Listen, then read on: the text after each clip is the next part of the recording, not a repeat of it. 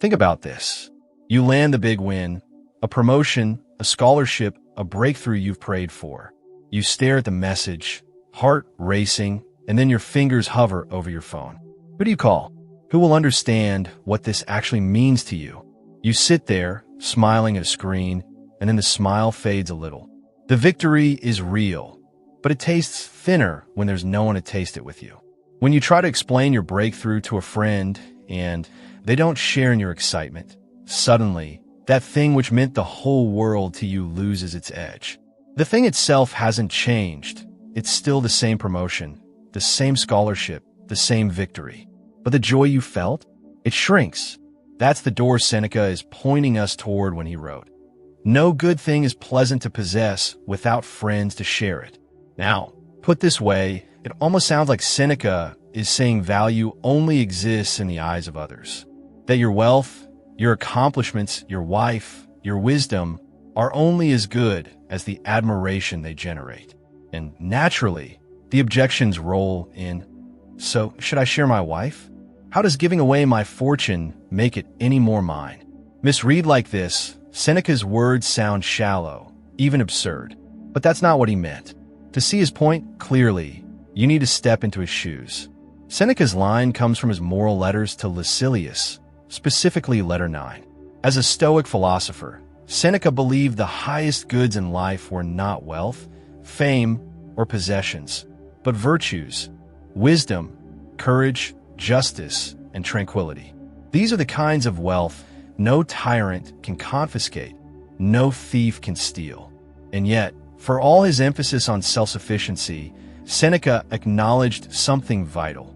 Human beings are social creatures. Even a wise man, content in himself, does not live in isolation. His joy, his virtue, his wisdom feel fuller when they flow outward, when they are shared in friendship. So, when Seneca says, "No good thing is pleasant without friends," he's not cheapening the good. He's clarifying its purpose. Wisdom is meant to be taught. Peace is meant to calm others. Fortune is meant to uplift. Even love is meant to overflow. Possessions, whether the highest goods or the indifference like wealth and status, are not ornaments for self-glorification. They are vessels, and their truest meaning is realized when they impart life to others. Think about wisdom. Alone, it is complete. The wise man doesn't need applause to know what he knows. But wisdom becomes alive, warmer, more humane, when it steadies a friend, when it becomes guidance. Think about peace. Peace alone is contentment, yes. But peace in friendship becomes deeper. Your calm presence softens another storm. Even material wealth, which Stoics considered low on the ladder of goods, becomes meaningful when it relieves another's burden. A meal is still food when eaten alone, but it becomes an experience when shared. That's why Seneca insists the possession itself is not enough. It's not the audience's cheer that creates value, but the friend participation that completes joy. There's a difference between spectators and companions. An audience validates from a distance. A friend multiplies your joy because they know what it cost you. But here's where people often miss him. They read his line and reduce it to social validation. If no one claps, it doesn't count. That's not it. Seneca isn't teaching us to depend on applause. He's warning us not to confuse having with living. A wise man is sufficient in himself, but sufficiency doesn't mean stinginess. It means he doesn't need friends to survive, but when he has them, life is richer. Why? Because goodness does its proper work when it overflows. This is why he pushes back against the idea of hoarding. Think of someone who has a good wife or husband, someone they love deeply. Why share them? Not in the crude, literal sense, but in the sense that joy is multiplied when your partner's gifts are experienced by those you love. If she's a great cook, you will enjoy her meals, but when your friends gather around the table and the same meal fills their stomachs, the joy expands. That's what Seneca means.